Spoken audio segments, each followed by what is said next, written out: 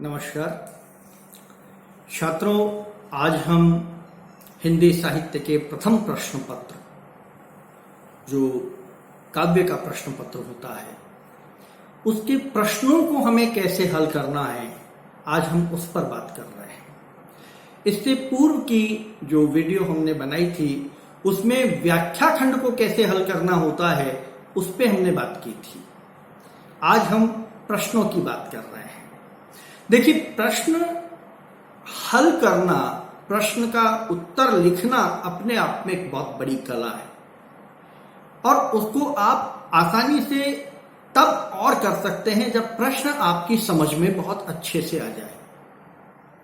तो सबसे पहले तो जब प्रश्न पत्र आपके हाथ में आता है तो आप उस प्रश्न पत्र को धीरे धीरे चबा चबा कर पढ़िए, उसके एक एक शब्द को चबा चबा कर पढ़िए, समझने की कोशिश कीजिए कि प्रश्न पत्र निर्माता ने क्या पूछना चाहा है, वो क्या चाहते हैं इसमें आपसे, क्या जवाब चाहते हैं। प्रश्न एक खंड में है, दो खंड में है या तीन खंड में है, इस चीज को आपको समझना है। एक बार, दो बार, तीन बार आप प्रश्न पत्र को पढ़िए, बहुत अच्छे से पढ़िए, जब तक आपकी समझ में नहीं आ जाए आप पढ़िए। और पढ़ते पढ़ते आप अपने दिमाग में ये निर्धारित कर लीजिए कि आपको कौन सा प्रश्न सबसे पहले लिखना है। फिर उसके बाद क्रम संख्या 2, क्रम संख्या 3, क्रम संख्या 4। ये क्रम संख्या प्रश्न पत्र की दी गई क्रम संख्या से अलग हो सकती है। माना आपको चौथा प्रश्न सबसे अच्छा आता है, उसकी तैयारी आपकी सबसे अच्छी है, तो आप निश्चित रूप से चौथे प्रश्न को सबसे पहले लिखिए, पहले नंबर पर उस प्रश्न को हल करिए। विश्वविद्यालय में कोई ऐसा नियम नहीं है कि आप उनको क्रम संख्या के अनुसार ही हल करें। जो आपको सबसे अच्छा प्रश्न आता है आप सबसे पहले उसको हल कीजिए।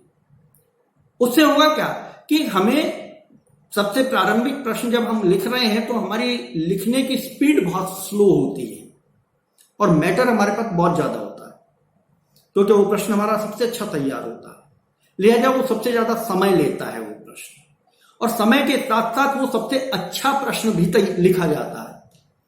तो जब एग्जामिनर कॉपी आपकी खोलता है तो उसका फर्स्ट इंप्रेशन बहुत अच्छा पड़ता है और वो इंप्रेशन आपके अंतिम प्रश्न तक बना रहता है। इसलिए अपने क्रम के अनुसार, अपनी वरीयता के अनुसार आप प्रश्नों का क्रम निर्धारित कीजिए और उस प्रश्न को उसी क्रम में हल कीजिए। अब प्रश्न में यह पैदा होता है कि हम उसको किस ढंग से लिखें। तो सबसे पहले हम प्रश्न को फिर दोबारा पढ़ते हैं। जब हमने क्रम निर्धारित कर लिया उसके बाद हम फिर दोबारा प्रश्न को पढ़ते हैं कि प्रश्न पत्र निर्माता चाहता क्या है। जैसे मैं उदाहरण के तौर पर आपको बताता हूं, बीए पार्ट फर्स्ट के ढोला मारूरा दोहा से मैं एक प्रश्न उठाता हूं। प्रश्न है कि ढोला मारूरा दोहा काव्य के भाव पक्ष या अनुभूति सौंदर्य पर अपनी भाषा में साधारण प्रकाश डालिए। अथवा यही प्रश्न दूसरे तरीके से कैसे आता है कि ढोला मारूरा दोहा के भाव पक्षीय काव्य सौंदर्य को अपने शब्दों में साधारण प्रस्तुत कीजिए। तीसरे रूप में यही प्रश्न फिर पूछा जाता है कुछ बड़ा करके कि ढोला मारूरा दोहा के कला पक्ष और भाव पक्ष पर अपने शब्दों में साधारण प्रकाश डालिए। प्रश्न एक ही है, अंतिम प्रश्न में थोड़ा सा उन्होंने उसको बड़ा कर दिया है कला पक्ष जोड़ के, बाकी तीनों प्रश्नों की भाषा एक ही है, शब्दों का अंतर है आपको भ्रमित करने के लिए। तो परेशान होने की जरूरत नहीं है, यदि आपने ढंग से पढ़ा है तो आपको कहीं कोई दिक्कत नहीं आएगी। भाव पक्ष का मतलब होता है उस जो प्रश्न जो पूछा गया है उसकी कहानी क्या है, उसकी घटना क्या है, ये उसका भाव पक्ष होता है। और उस घटना में जो समग्र सौंदर्य है, जो पात्र का सौंदर्य है, पात्र की भावनाओं का सौंदर्य है, पात्र के हृदय का सौंदर्य है, प्रकृति का सौंदर्य है, वातावरण का सौंदर्य है, सामाजिक सौंदर्य है, वो सारा का सारा आपको उसमें शब्दों में उतारना है। मसलन ढोला मारूरा दोहा पर यह प्रश्न आया, अब हमें निर्धारित करना है कि प्रश्न पत्र निर्माता ने किस मकसद से इस प्रश्न का निर्माण किया, तो सबसे पहले तो वो आपसे इसके भाव पक्ष को जानना चाहता है। नंबर 2, आपकी अपनी भाषा में जानना चाहता है, पुस्तकीय भाषा में नहीं जानना चाहता। ये विशेष ध्यान दीजिए, प्रश्न को फिर पढ़िए, उसमें लिखा हुआ है कि अपनी भाषा में, अपने शब्दों में। तो आपकी अपनी भाषा होनी चाहिए, रटी हुई नहीं होनी चाहिए। नंबर 3, सौधारण अर्थात उदाहरण सहित। केवल ये नहीं कि हम आंख मूंद के कहानी लिखते चले जा रहे हैं, आपको उस कहानी के सपोर्ट में, संदर्भ में उदाहरण भी देने हैं, पाठ्य पुस्तक में से उठा के पद्यांश भी डालने हैं जो आपके उस कहे गए वक्तव्य की पूर्ति करते हैं, उसकी पुष्टि करते हैं, आपके वक्तव्य को और मजबूती देते हैं। तो सौधारण, उदाहरण सहित प्रस्तुत करना है। तो 3 भागों में 3 तरीके से आपका ये प्रश्न हल होगा। तो प्रश्न पत्र निर्माता की मंशा के अनुसार आप प्रश्न लिखना प्रारंभ कीजिए। अब शुरू होता है कि प्रश्न हम हल कैसे करें। तो सबसे पहले तो साहित्य में अगर कथानक को कहानी के रूप में आपने याद कर रखा है, अपने दिमाग में बैठा रखा है, तो आप ये निश्चित रूप से मान के चलिए कि आपका प्रश्न बहुत सुंदर हल होने वाला है। अगर आपको कहानी पता है इस पूरे घटनाक्रम की, तो आपका प्रश्न बहुत अच्छा, बहुत खूबसूरत हल होने वाला है। इसलिए आप निश्चिंत रहिए। आप तो उस कहानी को अपने दिमाग में क्रम से बैठा लीजिए कि किस क्रम में मुझे अब लिखना, उस क्रम में आप उसको बैठा लीजिए। जो बिंदु उस कहानी के बनते हैं, उन बिंदुओं को अपने दिमाग में फिट कर लीजिए, और ना हो आपको ये भय हो कि ये इधर उधर सरक जाएंगे, तो कॉपी के अंतिम पृष्ठ पर उन बिंदुओं को एक बार लिख लीजिए। शुरू से अंत तक जो जो बिंदु आपके दिमाग में इस समय उभर रहे हैं, उनको रफ रूप में आप कॉपी के अंतिम पेज पर एक बार लिख लीजिए, ताकि प्रश्न पत्र हल करते वक्त स्लिप नहीं हो, कोई रह नहीं जाए। ये अलग बात है कि बीच में अगर कोई नया याद आ जाए या कोई नया बिंदु बन जाए, तो आप उसको भी लिख दीजिए उस क्रम में। लेकिन जो आपकी स्मृति में है, उनको आप एक बार अपने बाहर के पेज पर उसको लिख दीजिए, और फिर आप प्रश्न हल करना प्रारंभ कीजिए। प्रश्न की जो भूमिका होती है, वो उस प्रश्न की जान होती है। कवि क्या चाह रहा है इस प्रश्न में कि काव्य के भाव पक्ष की या सौंदर्य अनुभूति सौंदर्य को प्रस्तुत करना है। भाव पक्ष कहानी। तो सबसे पहले तो कहानी क्या है, ढोला मारूरा दूहा की कहानी क्या है। ढोला और मरवण, और एक तीसरा पात्र है इसमें, मालवणी। नरवर का राजा ढोला और पुंगल की रानी मारवणी, और नरवर के राजा की पूर्व पत्नी मालवणी। ये 3 पात्र हैं, प्रमुख पात्र हैं इस कहानी के। राजस्थान का प्रेमाख्यान है, राजस्थान के टीलों का प्रेमाख्यान है, रेत के धोरों का प्रेमाख्यान है। तो इसमें ऊंट एक चौथा प्रमुख पात्र बनता है। फिर प्रकृति इसके साथ जुड़ी है, क्योंकि राजस्थान की प्रकृति बड़ी सुरम्य है, बहुत खूबसूरत है, बार बार रंग बदलती है। हर मतलब ये देखिए कि 12 महीने में इसके 12 रंग होते हैं, तो उसका बड़ा खूबसूरत चित्रण है।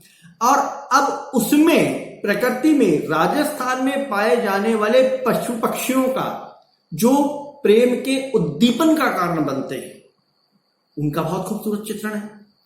तो कवि जो है इस सारी प्रश्न पत्र निर्माता जो है इस सारी पृष्ठभूमि को भी इस प्रश्न में चाहता है आपसे।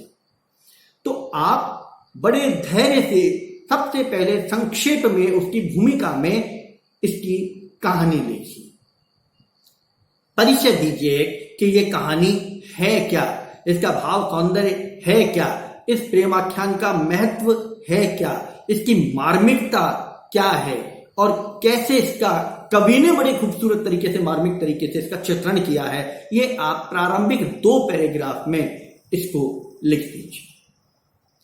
अब आता है उसके भाव पक्ष के सौंदर्य की बात कि ये प्रेमाख्यान है, और इस प्रेमाख्यान में जो उसका भाव पक्ष है, हृदय पक्ष है, भाव पक्ष को हम और ढंग से समझे तो हृदय पक्ष, हृदय से सोचने वाली जो बात है, जो हृदय में उतरती है, जो हृदय से सोची जाती है, जो हृदय में दिखाई देती है, वो भाव पक्ष के अंतर्गत आता है। आपकी भावनाएं क्या हैं? देखिए, भावनाएं आदमी के चेहरे पर आती है। जैसे ही आपके अंतर्मन की भावनाएं होंगी, आपके चेहरे पर आ जाएगी। हम किसी के प्रति, हमारे मन में अगर क्रोध है तो भी चेहरे पर आ जाएगा। हमारे मन में किसी के प्रति अगर प्रेम है तो भी चेहरे पर आ जाएगा, आंखों में आ जाएगा। हमारे मन में अगर किसी के प्रति घृणा का भाव है, वो भी चेहरे पर देख लिया जाएगा। तो चेहरा एक बहुत बड़ा, एक बहुत खूबसूरत आईना है, बस उसको पढ़ने वाला होना चाहिए। और जो उस चेहरे को पढ़ने में की क्षमता रखता है, वो भाव पक्ष को बहुत अच्छे से समझ लेता है। और जितने भी कवि और साहित्यकार, पुराने जो कवि हुए हैं, इनके जो भाव पक्ष था, इनका हृदय जो था, बड़ा विशाल और बहुत खूबसूरत था। इसलिए इनकी लेखनी बहुत खूबसूरत थी, इसलिए इनकी रचनाएं बहुत खूबसूरत थी। शाश्वत प्रेम की अभिव्यक्ति इन्होंने अपने साहित्य में की। तो भाव पक्ष की इस अभिव्यक्ति को हम उसके बाद सौंदर्य को प्रस्तुत करना प्रारंभ करते हैं और बिंदुओं में डालते हैं। तो जो हमने 2 पैराग्राफ में इसकी पीठिका तैयार कर ली, तब हम बिंदु लेते हैं। नंबर 1, जैसे इसका बिंदु बनता है, पहला बिंदु बनता है प्रेम की शाश्वत व्यंजना।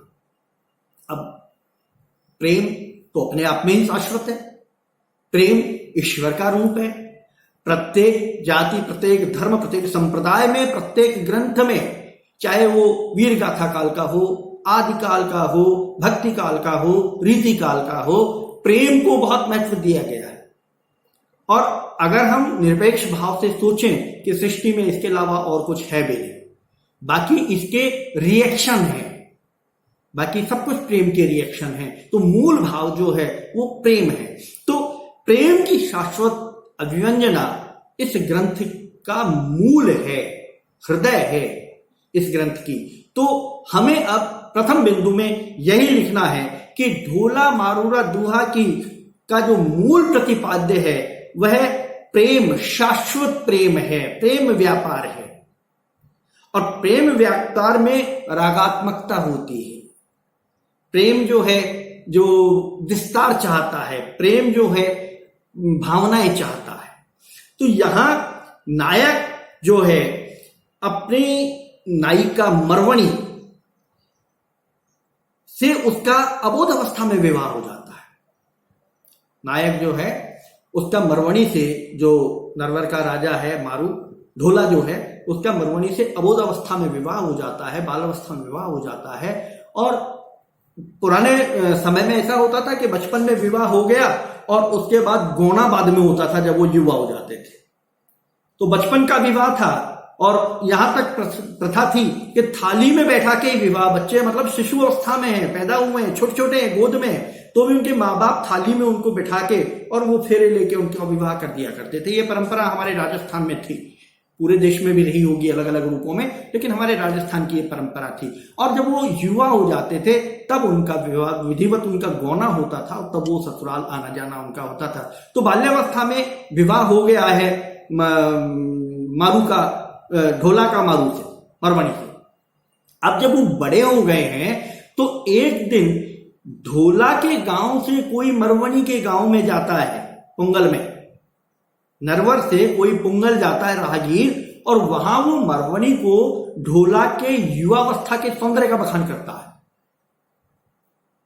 लौट के वही ढोला को मरवणी के सौंदर्य का बखान करता है। तो दोनों के मन में प्रेम भावना बिना देखे हुए एक दूसरे के प्रति प्रेम भावना जागृत हो जाती है। पूरा काव्य इसी के आधार पर है। हम दोनों ने एक दूसरे को देखा नहीं, लेकिन दोनों एक दूसरे के प्रेम बंधन में बंध गए। और जब प्रेम बंधन में बंध गए, दोनों नहीं हैं, तो निश्चित रूप से जो प्रेम का भाव आएगा वो प्रलंब श्रृंगार में आएगा, विरह का प्रेम आएगा। प्रेम का सबसे मजबूत पक्ष होता है वियोग पक्ष, संयोग से भी बड़ा वियोग पक्ष होता है। क्योंकि संयोग में जब हम किसी को प्राप्त कर लेते हैं, कोई जो वस्तु या व्यक्ति जो जिसे हम चाहते हैं, जिसे प्राप्त करना चाहते हैं, और वो सहजता से प्राप्त हो जाता है, संयोग श्रृंगार होता है, इसमें बहुत कुछ कहने को करने को कुछ नहीं होता। लेकिन वियोग में, विप्रलंब श्रृंगार में, कि हम जब प्राप्त नहीं कर पाते, दूर हैं लेकिन प्रेम करते हैं, मिल नहीं सकते लेकिन आमने सामने भावाभिव्यक्ति नहीं होती है, माध्यमों के द्वारा भावाभिव्यक्ति होती है, और वाणी सुनकर या किसी दूसरे से एक दूसरे प्रेमी के बारे में सुनकर जो आंखों से अश्रु बहती है, वो प्रेम की पराकाष्ठा होती है। तो इसमें मरवणी का और ढोला का जो प्रेम है वो विप्रलंब श्रृंगार में है, वियोग का प्रेम है।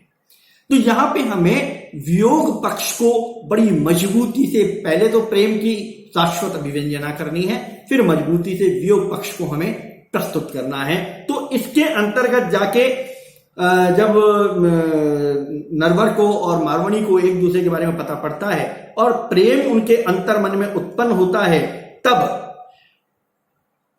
मारवणी कहती है अपनी सखी से, जय जीवन तिन्हा तनो तन की मां ही बसंत, और धारे दूध पयोदरे बालक किम कड़ंत, कि ये जो प्रेम है ये अंतर्मन का भाव है।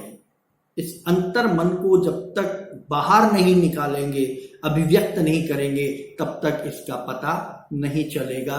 वैसे ही जैसे दूध मां में के आंचल में होता है, लेकिन जब तक बच्चा, बालक, पुत्र या पुत्री उस दूध का आचमन नहीं करता, तब तक ये पता नहीं चलता है कि मां के आंचल में दूध भरा हुआ है। प्रेम भी वही है, क्षीर की तरह है, जो प्रत्येक मन में होता है लेकिन दिखाई तब देता है जब उसकी अभिव्यक्ति बहुत खूबसूरत हो। तो इसको इस ढंग से हम आगे प्रश्न को बढ़ाते हैं उदाहरण के सहित, और धीरे धीरे ये चीज जो है ये विप्रलंब श्रृंगार की ओर जाती है। प्रेम की शाश्वतता बताते हुए फिर दूसरे बिंदु पे आते हैं, और दूसरा बिंदु जो है वो है वियोग श्रृंगार का चित्रण। यानी दोनों नायक और नायिका पास में नहीं है, एक दूसरे के आसपास नहीं है, एक दूसरे को दोनों ने देखा नहीं है, और फिर प्रेम की अनुभूति हो गई, तो दोनों के वियोग की दशा यहां प्रस्तुत होती है। और वियोग में जो दोनों की पीड़ा है, उस पीड़ा को कवि ने बहुत खूबसूरत चित्रों से, प्रकृति के माध्यम से, पशु पक्षियों के माध्यम से प्रस्तुत किया है। कि मारवणी जो है वो कहती है कि अपनी विरह की वेदना को कहते हुए कि बाबैया चढ़ी गय श्री चढ़ी उछसरी भीत, मत ही साहिब बाहुड़े को गुण आवे छी।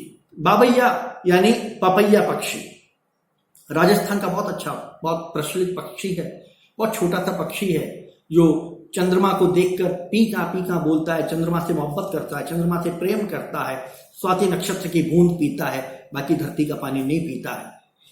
तो वो बावैया पक्षी जो प्रेम का प्रतीक माना जाता है, चातक पक्षी भी उसको बोल देते हैं। तो वो बावैया पक्षी को संबोधित करते हुए मारवाणी कह रही है कि हे बावैया, तुम सबसे ऊंची भीत पर था, दीवार पर चढ़कर बैठो और वहां से देखते रहो कि कब मेरे प्रिय आ रहे हैं, कि अगर तुम्हें मेरे प्रिय आते हुए दिखाई दे तो मत ही साहिब बावड़ई कऊ गुण आवई छी। तो अगर तुम्हें वो आते हुए दिखाई दें तो तुम उनके गुणों का बखान वहीं से कर देना, मैं समझ जाऊंगी कि मेरे प्रिय आ गए। ये पक्षियों को, हमारे प्राकृतिक तत्वों को, हमारे प्रेम का आदान प्रदान करने का माध्यम बहुत पुराना है। जायसी ने भी इसको अपने सूफी तंत्र में, काव्य में लिया है। पद्मावत में उन्होंने हीरामन तोते का प्रयोग किया है। मेघदूत में कालिदास ने मेघ को ही अपना दूत बना के भेजा है। तो हमारा साहित्य जो है प्रेम के को प्रस्तुत करने के लिए, प्रेम की व्याख्या करने के लिए, उसके पास बहुत सारे उपादान हैं और सारे के सारे प्राकृतिक हैं, और सारे के सारे जो हैं वो आप ये देखिए भाव प्रधान है। तो वो मारवाणी जो है पपैये को अपना बनाती है और उसमें ये प्रकट करती है, उसमें उसकी खींच भी है, उसका उपालंब भी है। और मारवाणी की जो ढोला की जो दूसरी पत्नी मालवणी जो है, उसके प्रति, मालवा की राजकुमारी थी, उसके प्रति भी उसके मन में ईर्ष्या का भाव है। ये सारी चीजें प्रस्तुत करती है। और फिर नरवर में अपने प्रीतम ढोला के विरह में मालवणी सखियों को अपनी वेदना प्रस्तुत करती है। यानी केवल विरह मारवणी का ही नहीं है, मालवणी का भी है। उसका पति उसे छोड़कर उसकी सौतन के पास जा रहा है, तो उसकी भी वेदना भी यहां पर आएगी।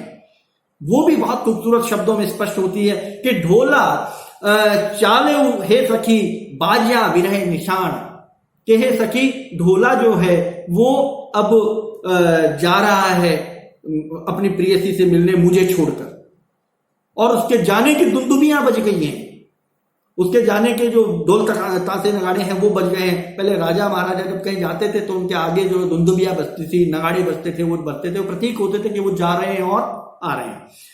हाथे चूड़ी खिसक पड़ी ढीला हुआ, हाँ मारवाणी कहती है कि मेरे हाथों से मेरी चूड़ियां ढीली पड़ गई हैं, मेरे बाजुओं से बाजूबंद ढीले पड़ गए हैं, ये निशानी है मेरे विरह की, ये संकेत है मेरे विरह के कि मेरे प्रिय मुझे छोड़कर अब जा रहे हैं।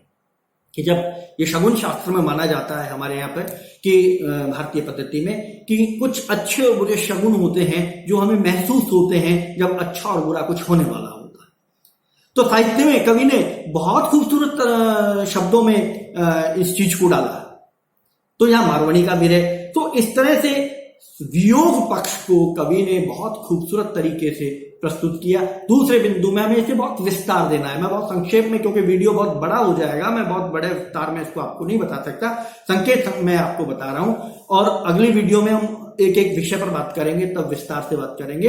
अगला बिंदु आता है इसमें संयोग श्रृंगार का मिलन है, ढोला और मारवाणी का मिलन है, और ढोला और मारवाणी का जो विरह पीड़ित थे अब तक, उनका जो मिलन है वो संयोग श्रृंगार में आएगा कि कैसे उन दोनों का मिलन होता है, किस तरह के से वो अपने प्रेम का प्रदान करते हैं, होता है या नहीं होता है, दोनों बातें हैं।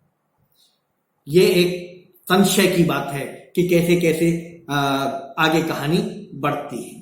तीसरा बिंदु आता है लोक जीवन की अभिव्यक्ति, हमारे रीति रिवाज, हमारे परंपराएं, हमारी रूढ़ियां, हमारे पशु पक्षी, हमारा खान पान, हमारा ऋतु वर्णन, हमारा जो पक्षियों के प्रति जो प्रेम है, पशुओं के प्रति प्रेम है, जीवन के साथ इनका जुड़ाव कितना गहरा है, रेतीले टीलों का कितना सुंदर वर्णन है, वर्षा ऋतु का कितना सुंदर वर्णन है, हमारी वेशभूषा उस समय की, आकृति प्रकृति, ये सारा वर्णन जो है ये लोक जीवन की अभिव्यक्ति में आता है। हम जीवन की कल्पना एक रस में नहीं करते कभी भी, हमारे जीवन में बहुत सारे रस हैं और हम सभी रसों की अभिव्यक्ति करते हैं। ये अभिव्यक्ति ही हमारे जीवंतता की निशानी है, हमारी संस्कृति की निशानी है। तो इसमें लोक जीवन की अभिव्यक्ति होती है। पांचवें बिंदु में आता है सशक्त वस्तु वर्णन, जो अंतिम वर्णन है, अंतिम बिंदु है, पांचवा बिंदु। उसमें आता है सशक्त वस्तु वर्णन। वस्तु वर्णन में जो है माहौल क्या है, वस्तु स्थिति क्या है, भूमि का वर्णन क्या है, कैसा प्रदेश है, कैसी व्यवस्थाएं हैं, कैसी परिस्थितियां हैं,